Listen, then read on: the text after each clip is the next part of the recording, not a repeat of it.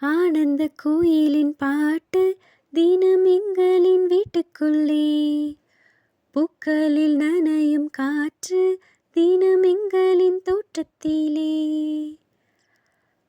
பூமி எங்கும் கண்டதில்லை பாசத்தை உன் போலே, வேறெதுவும் தேவையில்லை அன்புக்கு முன்னாலே. நெஞ்சுக்குள்ளே பூமலரும் வீட்டுக்குள் வந்தாலே, நிம்மதியில் கண் வளரும் பாட்டுக்கள் தந்தாலே. இந்த சொந்தங்கள் போதுமே, எங்கள் இன்பங்கள் கூடுமே. அன்பெனும் தீபம் ஏற்றிய வீடும் தெய்வத்தின் ஆலயம்தான்.